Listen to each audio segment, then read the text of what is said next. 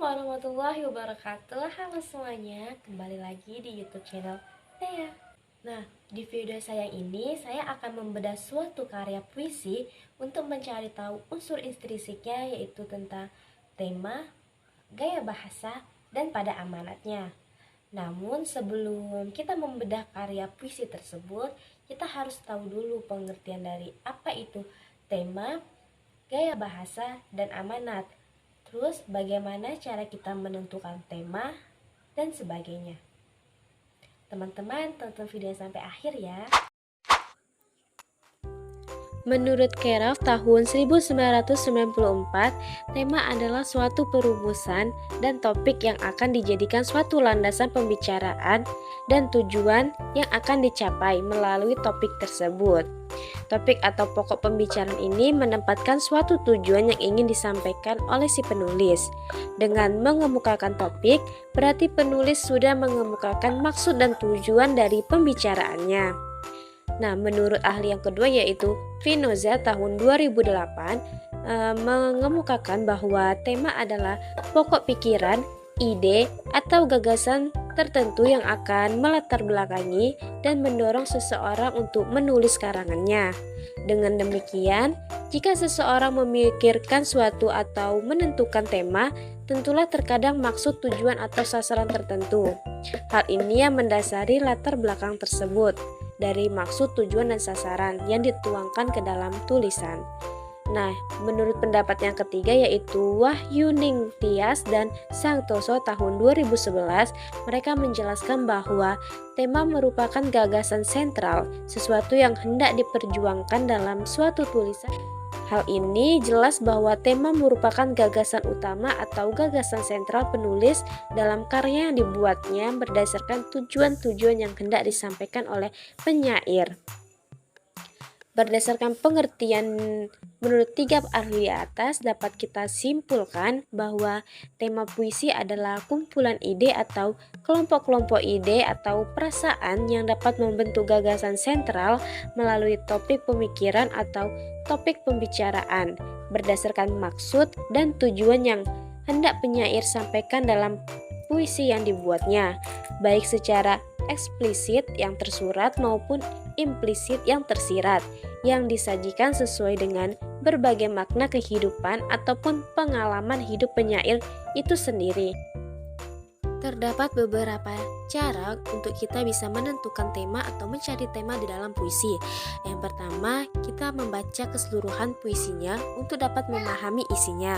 Yang kedua, melakukan identifikasi dan menganalisis dengan melihat isi surat tersirat yang sudah kita baca. Yang ketiga, mencari kata kunci yang terdapat pada puisi tersebut. Biasanya kata kunci dapat kita temukan pada setiap bait puisi. Kata kunci pada setiap bait biasanya akan mengandung makna yang sama.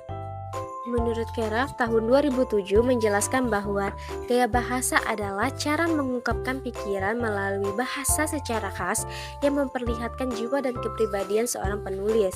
Bahasa yang ditampilkan penyair dalam puisinya akan menjadi ciri khas penyair itu sendiri. Untuk itu, seorang penyair harus mampu menghidupkan bahasanya melalui gaya bahasa yang digunakan. Nah, menurut Tarigan tahun 2009 menjelaskan bahwa gaya bahasa adalah bentuk retorik, yaitu penggunaan kata-kata dalam berbicara dan menulis untuk meyakinkan atau mempengaruhi penyimak dan pembaca. Dengan demikian, gaya bahasa yang baik ialah gaya bahasa yang dapat meyakinkan atau mempengaruhi si pembaca atau penyimak. Gaya bahasa yang dapat menimbulkan efek atau reaksi tertentu dengan baik.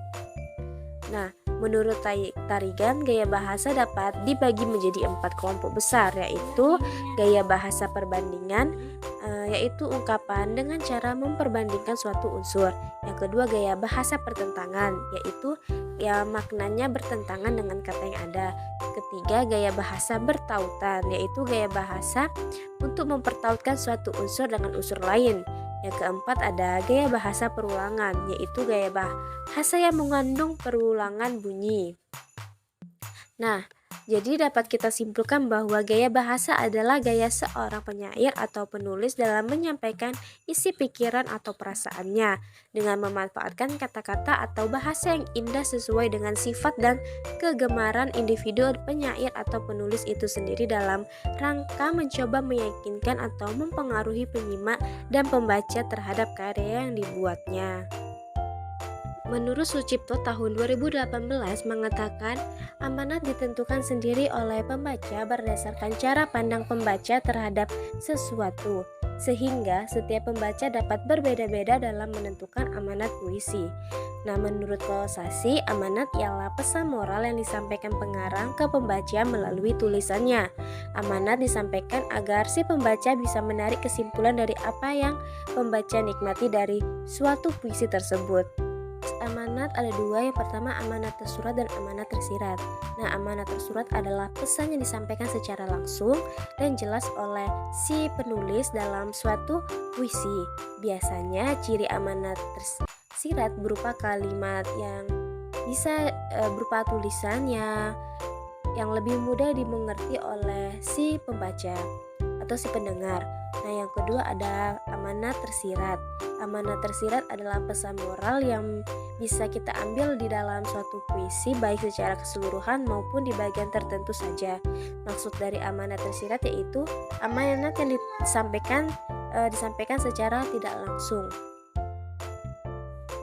Baiklah, setelah kita mengetahui apa itu tema, gaya bahasa dan amanat, di sini saya akan membedah suatu puisi. Di sini saya mengambil contoh puisi Derai-Derai Cemara karya Chairil Anwar. Nah, bisa teman-teman baca di sini. Unsur intrinsикnya yang pertama ada tema itu di dalam puisi Derai-Derai Cemara, temanya tentang perubahan dalam diri manusia yang terpisah dari kehidupan masa lalu. Nah, gaya bahasa yang ada di dalam cerita ini yaitu bahasa yang digunakan pengarang dalam sajak ini sangat sederhana, dan dengan kesederhanaan itu pengarang mencapai kepada klimaks yang ingin disampaikannya. Nah, amanat yang ada pada puisi Derai-Derai Cemara karya Chairil Anwar yaitu bisa kita ambil amanatnya, kehidupan hanyalah perjalanan yang keras untuk ditempuh dan setiap manusia akan mati kalau apa yang diharapkannya dapat tercapai. Demikian materi yang dapat saya sampaikan. Apabila ada kesalahan dalam penyampaiannya, saya mohon maaf dan semoga materi yang saya sampaikan bermanfaat bagi kita semua. Wassalamualaikum warahmatullahi wabarakatuh.